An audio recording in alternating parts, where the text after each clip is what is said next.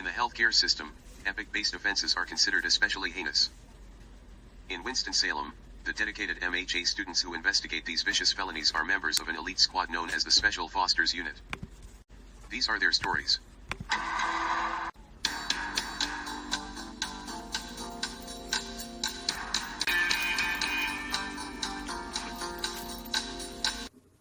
Good morning, Your Honor. My name is Jermesia. I am one of the healthcare administrative representatives from Dr. Foster's MHA class. I would like to first thank you for hearing this case this morning.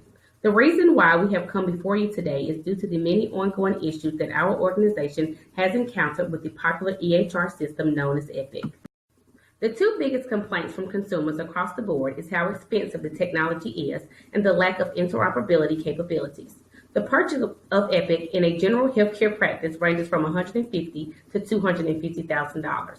This does not include the average $80,000 of first-year maintenance and training costs. The providers are having to perform unnecessary tests on patients due to interoperability being almost non-existent. Good morning, Your Honor. My name is Olga, and I am here on behalf of Epic's representation. Epic was founded by Judith Faulkner in 1979 and has over 40 years of experience with EHR systems. Your Honor, Epic's #1 standard is to develop software that will help people get well faster and once they are well, to stay well. We pride ourselves in our various products such as Epic Care and Epic Web, and Epic is considered one of the leading information technology companies in the healthcare industry.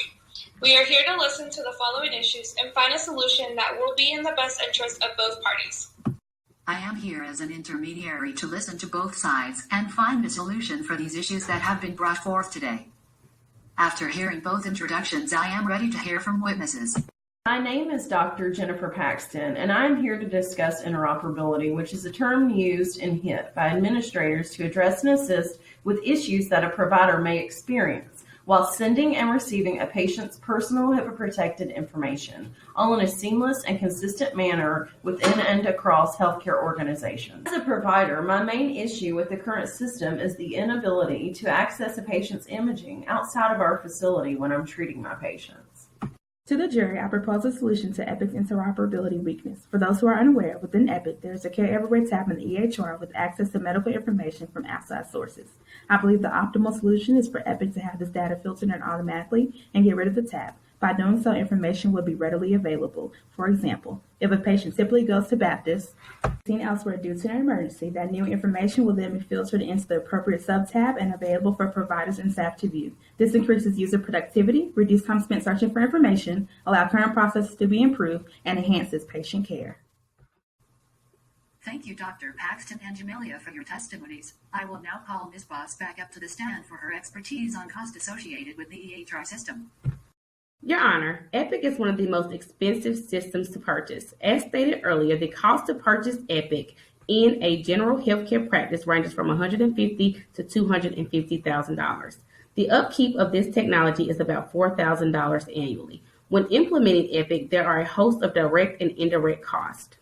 The direct costs include software licensing, projected maintenance, consulting and training fees, labor, and hardware devices. The indirect costs include decreased revenue, loss of productivity, and decreased patient visits. When all the direct and indirect costs are quantified, they will have a major financial impact on the purchasing organization. As far as cost goes, the solution we would like to pose would be for users to pay more upfront and eliminate annual fees of $4,000. This will make costs in the long run cheaper. Since prices vary for the initial price of Epic due to the size of the facility that wants to acquire the program, this solution will not only benefit larger size facilities, but smaller ones as well. Thank you, MHA plaintiffs and Epic, for coming today with your arguments. After some careful deliberation, the jury and I have reached a verdict. In the case of the MHA students from the Special Fosters Unit versus Epic, we find the defendant, Epic, guilty of needing ways to improve the system. My verdict will lean in favor the MHA plaintiffs and agree that these issues need to be resolved in order to provide patients with the best care possible and providers a smoother way to navigate the system. I will allow for Epic and the plaintiffs to discuss in private cost solutions and time frame by when these issues need to be resolved. Court is now adjourned.